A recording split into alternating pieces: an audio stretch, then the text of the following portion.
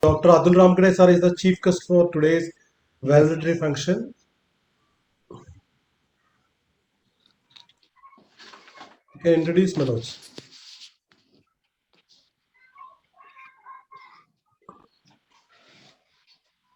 So our chief guest, Dr. Atul Ramgade sir, I take the pride to introduce. His education include DH, MCT, BSc, HTM, BCom, LLB, MMS, PhD, and he is with Dr. D.Y. Patil Institute of Hotel Management and Catering Technology as a principal. Dr. Atul Ramgade sir, once again, thank you very much for being the chief guest and being on with Global Research Conference Forum. Kindly go ahead with your concluding. Yeah, thank you very much, Manoj Jain sir. You're very welcome. Good afternoon to all the participants, dignitaries present over here. First of all, at the outset, I would like to congratulate the organizers, especially Dr. Prakash Divakaran sir, of for really taking so much efforts and so much should I say it really required a lot of contributions in the sense to get in touch with everybody, select the theme, and it really takes a lot of pain and a lot of efforts. So once again, congratulations to Dr. Prakash Divakaran sir. At the same time, uh, I would also like to congratulate and should I say kind of the inputs that they have given, dignitaries whoever were present yesterday. What we saw is some keynote speeches followed by good paper presentation. I should say good topics have been taken in this conference to see that some inputs, great inputs are put to the participants. Especially, I would like to say this will contribute to the young aspiring researchers who are on the verge of carrying on their research, maybe PhD research and other forms of research, especially PhD research, or also paper presentations and whatever the area of research might be. So good topics were discussed yesterday. Paper presentations were done yesterday, which definitely I feel is going to contribute a lot in the field of education. Then talking about today's session, again, good sessions were there. Contributions were there from Murugan sir, then Deshmukh sir, then Prabha Devi ma'am, and finally we had a good presentation by Dr. Karmatkar sir.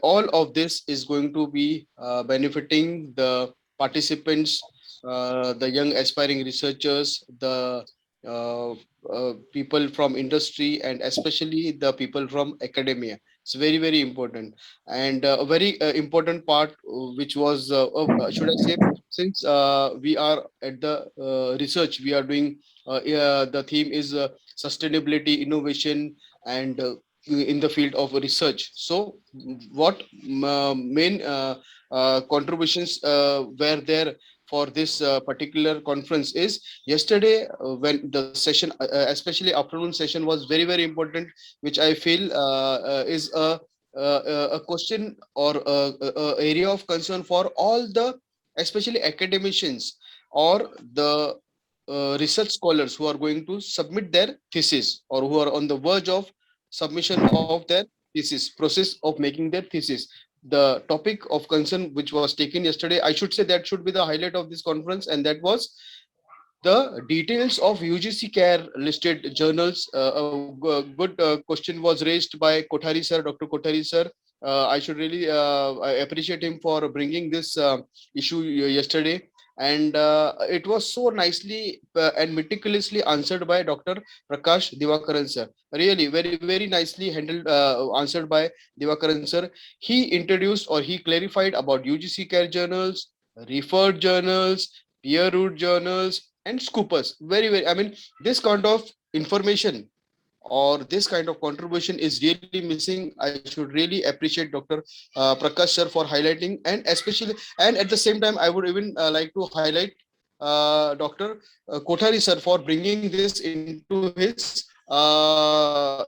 bringing this hot topic to the discussion. I could even see the pain of Dr. Kothari sir to he has two journals and his struggle to get the UGC care listed. His journals to be got UGC in the UGC care listed journals. So great. I mean, I should say that this conference, international conference, is really successful because great and good topics has been what you call discussed in this particular conference. That was about yesterday. Today, talking about today's sessions, great sessions were there. Both even Deshmukh sir, he spoke on how to write a research paper, followed by Dr. Prabhadavi ma'am, and the contributions, the points which were discussed by them were very apt, and truly it's going to help the participants, especially the should I say scholars who are aspiring to become doctors and in the process of doing their PhD. Very important contributions was given by Dr. Deshmukh sir. Deshmukh sir, small key points were there about data collections and sample size. I mean, absolutely very important, I should say, for everybody. In fact, I learned so much thing. In fact, after doing PhD, still there are some missing points. So I could say, this is the point which will help me as well for further guiding the students, because I am the guide of PhD students for SPPU Pune University. And then second part, which was taken by Prabhadevi ma'am, was also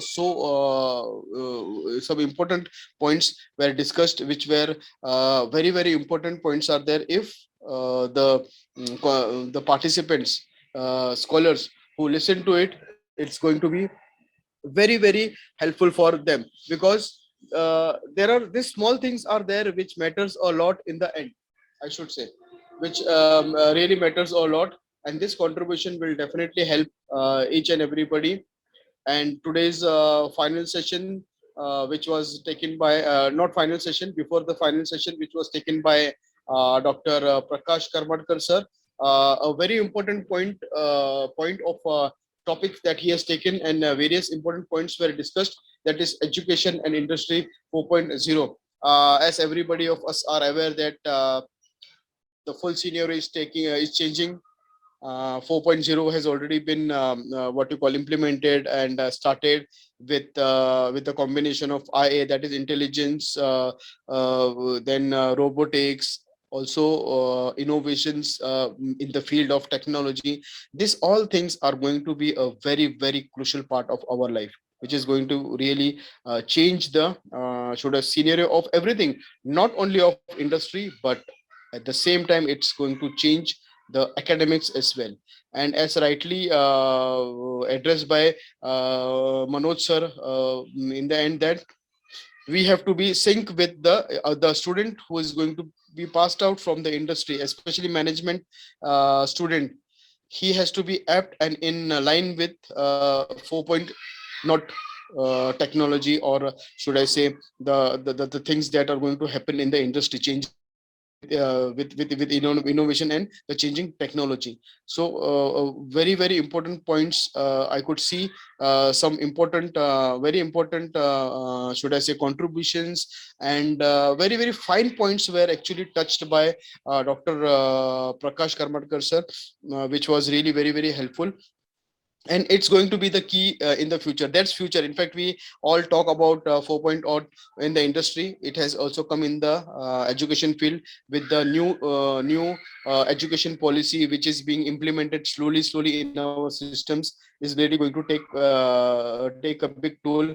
And as an academician, what I am seeing, and what my colleagues are also seeing, there is going to be a tremendous change, a gradual change in the education industry as well.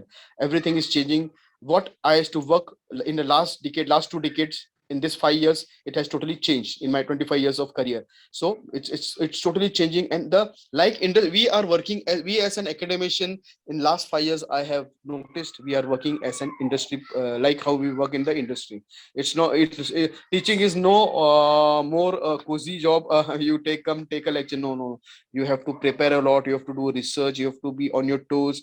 I mean it's really going to, we are working like an industry. So this contributions, this conference, I should say, has really embarked a very, very important role in contributing various topics through paper, through keynote speakers, through expert speakers, speeches, or talks, or sessions taken by expert speakers, contributions in the field of research, like how to write a research paper, then contribution related to publications, very, very hot and important topic, which has been taken.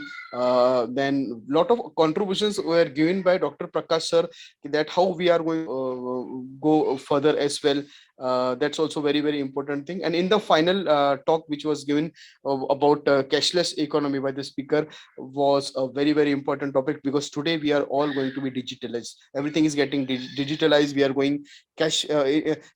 Sometimes back it was plastic money, but today it is on. It's all should I say digital money, or money. All it's all transaction are online, digital, through all the gateways or whatever. The this mode of payments are available online. So it is absolutely going to be cashless, and this pandemic has taught us what is actually cashless economy, what is cashless transaction. And it's very it's a need of an hour, and it's very, very important. Talking about it, I should say it's so important because I have not revisited the bank. I have 3 banks account, but I have not visited them since the last 6 months, and I'm getting all my work done through this device which is in my hand. That's my mobile, or at the most on my mobile. So very important topic, sir, you have taken, and good contributions have been put over and over. I should say that great contributions have been put for this conference, international conference of Singapore. And I was especially very happy and motivated, and I would like to congratulate Prakash sir once again, Dr. Prakash Divakar sir, for his enthusiasm. For he's so enthusiastic that we will be doing so many more conferences are lined up. And we are also, sir, eagerly waiting for to go to get the things opened, and visit some foreign countries going out of India. So like other colleagues, even I'm waiting for, looking forward for it. And great things I was also hearing about sir's contributions, for he has specially made what you call, the network issue should not be there, so he has taken pains to get the servers from US, UK, Gulf the country. I mean, that's really commendable job which sir is doing. I should say that over and above, it was really a successful conference. I do also agree to Dr. Deshmukh sir's suggestions for more participation. Even I had that in my mind, but definitely, sir, we all will work together, and we will see that how the participations are increased in more number. Once again, and a big thank you to the organizers, all the organizers, and especially Dr. Prakash Divakaran sir for inviting me as a guest, a special guest for this last session of valedictory. Thank you very much, sir. And I would like to congratulate you, sir. It has been a really successful conference. With this, I would like to stop my talk over here. And once again, thank you, everybody. And wonderful conference. Thank you. Thank you very much, Hello. Doctor. Hello.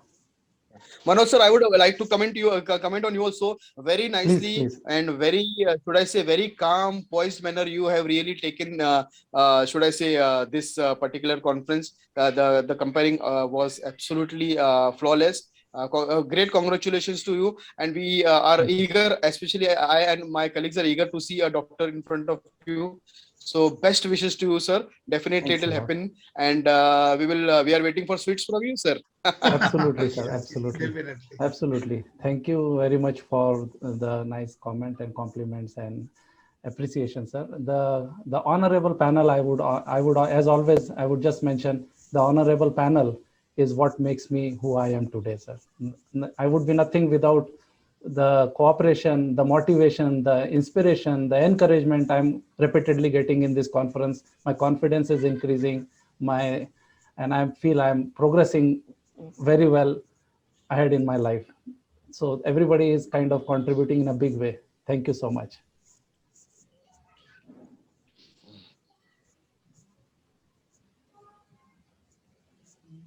Dr. Prakash Karmatkar, sir, comments, suggestions, feedbacks, please. Next, Bharat Parikh sir is waiting for the presentation. Okay. Yes, yes. Then presentation. Before that, I must thank Mr. Dr. Atul.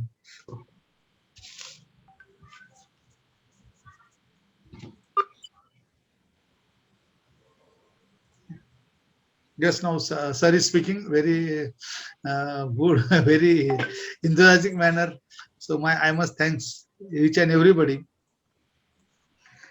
who can wholeheartedly give support us for conducting various type of seminar in all over the world, I can say. And everybody should be go along with our Dr. Prakash Divakaran sir to in the Singapore and Malaysia and all this. So let us start next presentation. Over to you, Manas sir. Okay. Thank you. Thank you, Dr. Prakash Karmatkar, sir. May I request now, I would just request Bharat Parikh, sir. Yes, sir. Who is Just a minute, sir. Just okay, a minute. sir.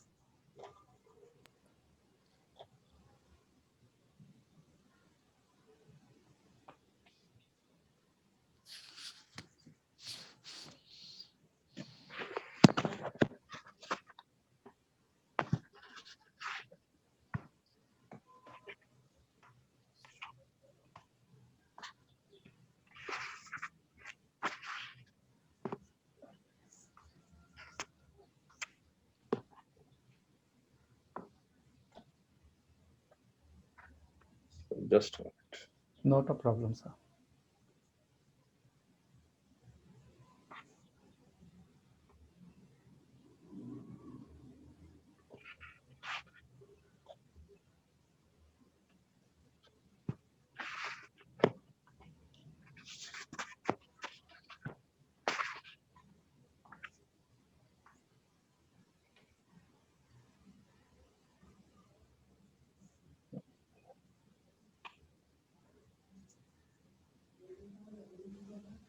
Please carry the mobile in landscape mode. Yeah, yes, sir. Just a minute.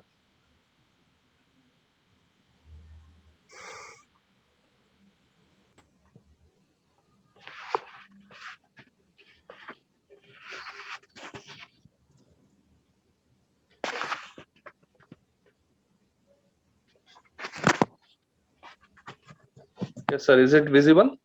Yes, sir. Okay. Dr.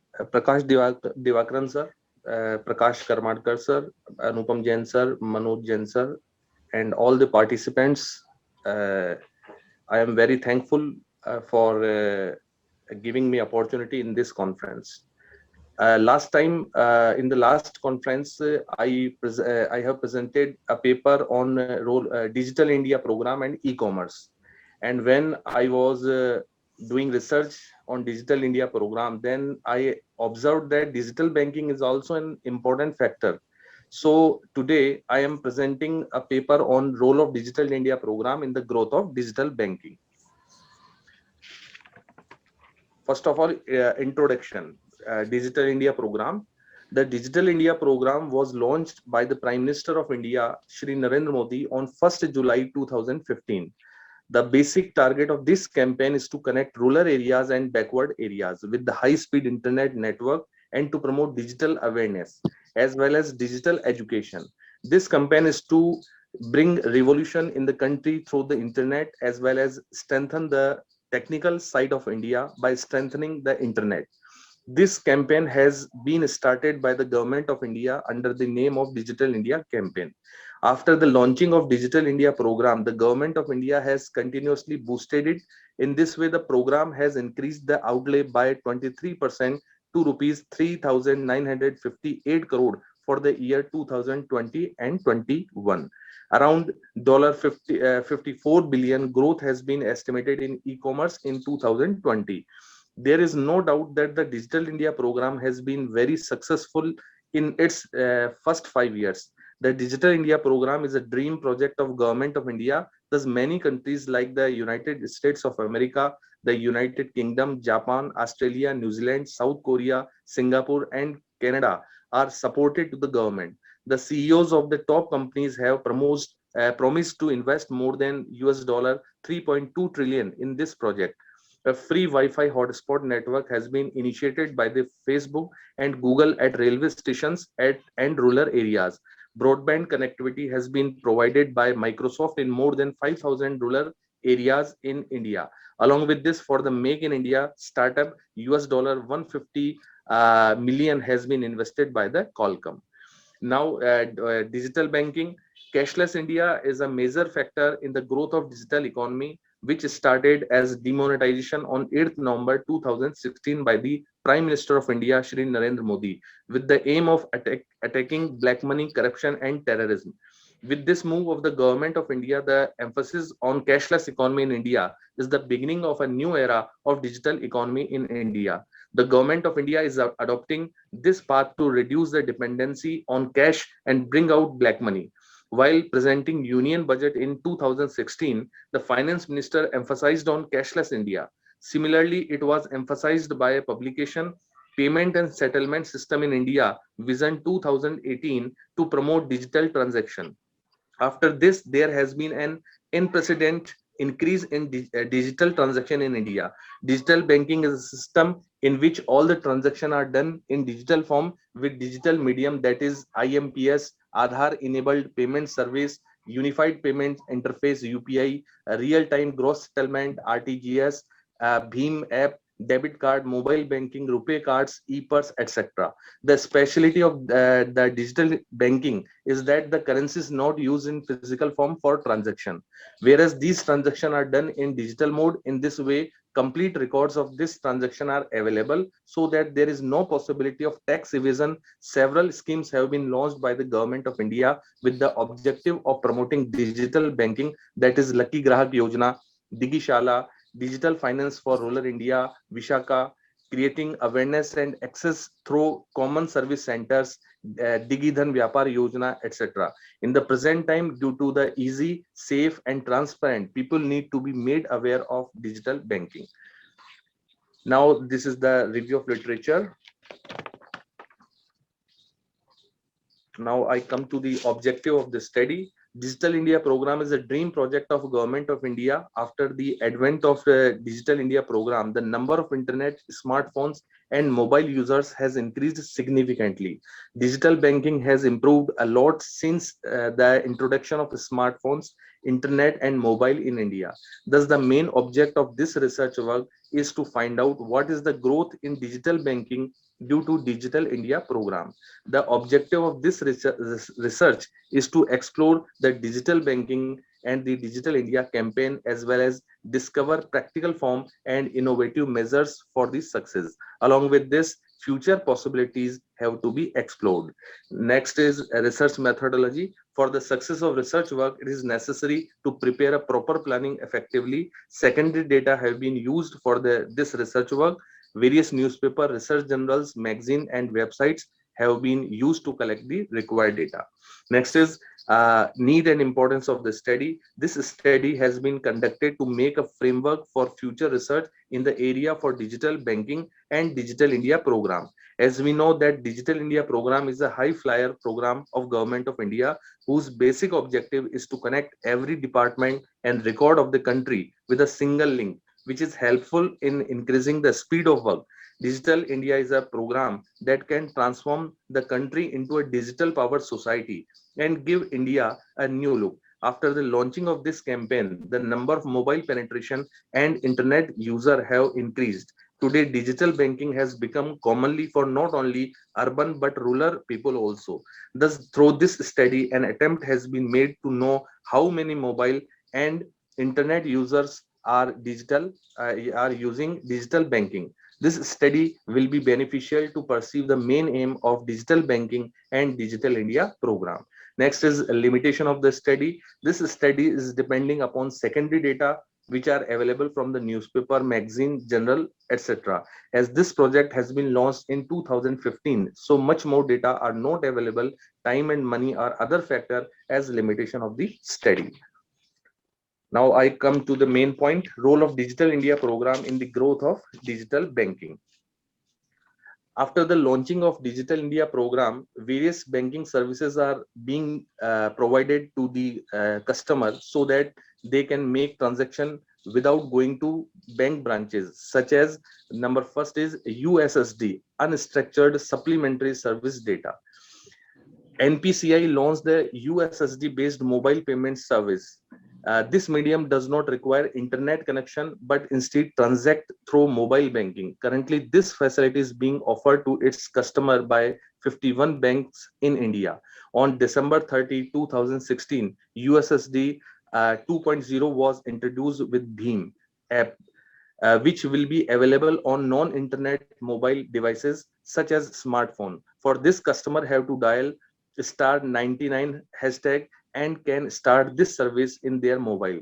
Through this service, customer can take advantage of facility like balance inquiry, mini statement, etc.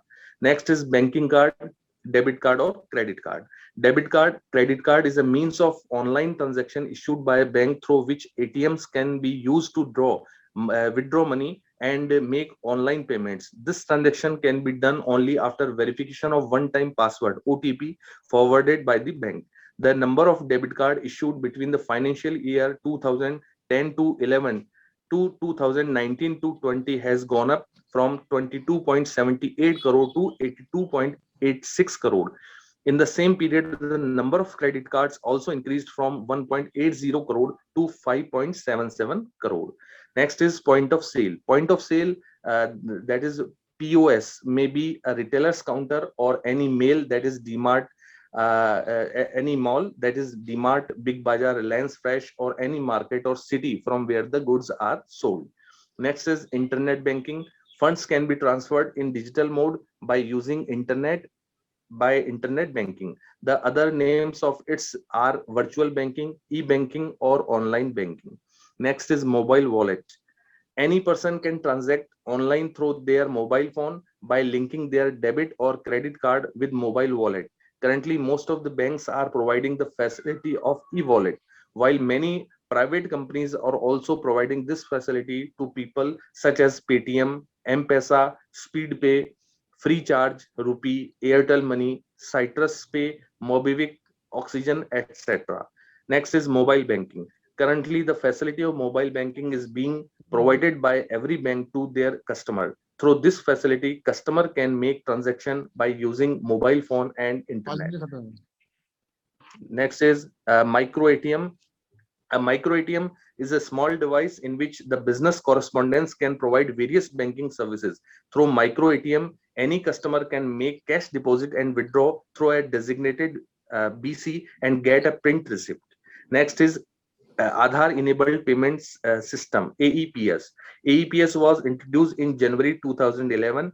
A customer can use this facility by going to the business correspondence, BC, or Bank Mitra, or a bank and getting Aadhaar certification done.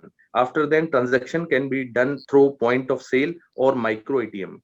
AEPS provides many financial services, that is cash withdrawal, cash deposit, balance inquiry, Aadhaar to Aadhaar fund transfer, etc., and non-financial services, that is demographic authentication, best finger detection, and eKYCs. Next is National Electronic Fund Transfer, NEFT. NEFT is a part of centralized payment system which is operated by the RBI for retail payment. At present, this facility is being provided by Cash Bank, to its customers, so that any person can transfer funds from any place to the government office, any firm, any company, or any person in an electronic mode in India. By December 2020, the system had 222 banks and 1,70,996 branches as member. NEFT has been introduced for fund transfer on 24/7 basis from December 2019 through RBI payment system Vision 2019-20. The basic object of this system is to provide safe, easy and cost-effective payment method to the customer. RBI has exempted saving bank account holders from NEFT transaction through mobile apps and internet banking from January 1st, 2020. Next is real-time gross settlement, RTGS. RTGS was started by RBI in March 2004. RTGS is a quick mode of fund transfer in which the transaction is completed without any delay or queue or on real time. RTGS is used for large value payments. The using time of RTGS services for customer is from 7 a.m. to 6 p.m. and for bank is 7 a.m. to 7:45 p.m. This services is being continuously provided by bank from 14 December 2020. Next is electronic clearance services, ECS. RBI introduced ECS in the year 1990, keeping in mind the repetitive and bulk payment requirement. Payment can be made to multiple people through ECS like salary, pension, dividend, interest, etc. Periodic transactions are done on monthly, quarterly, half-yearly, or yearly basis through ECS. Similarly, RBI started the ECS scheme for periodic and repetitive collection. Currently, ECS centers have gone to the NACH set up by NPCI. Next is National Automated Clearing House.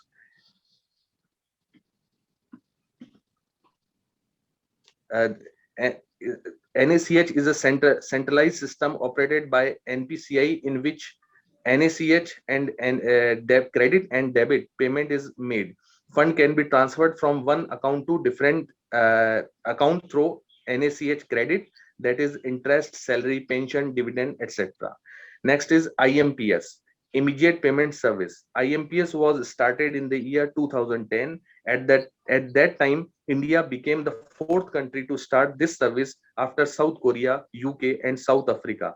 IMPS, managed by NPCI, is a method of electronic fund transfer via mobile phone, which work on 24/7 basis.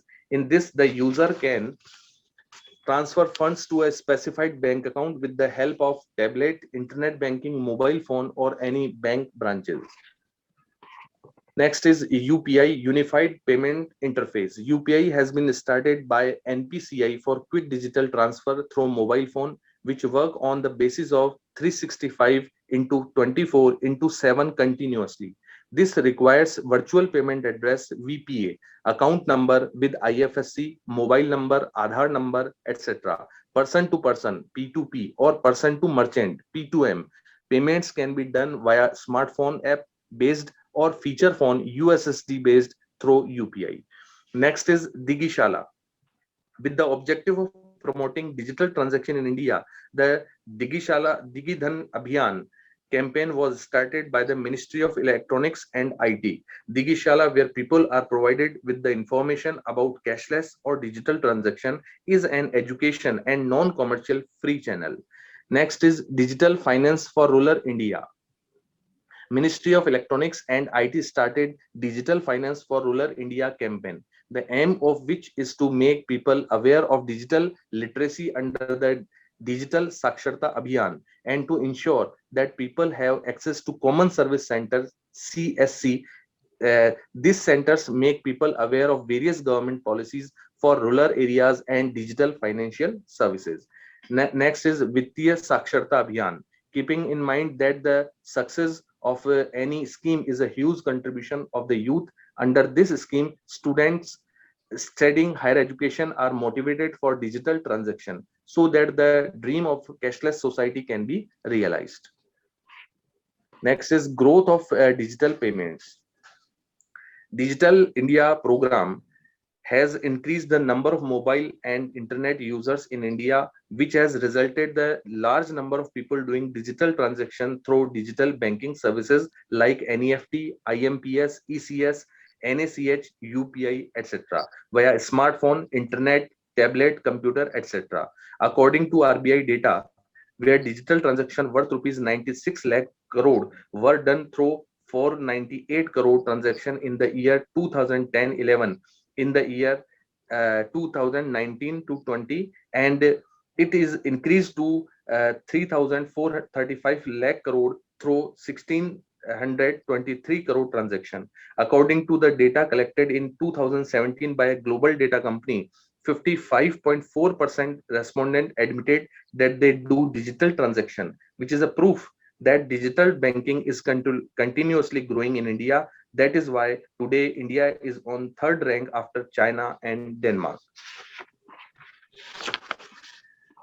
Next is findings.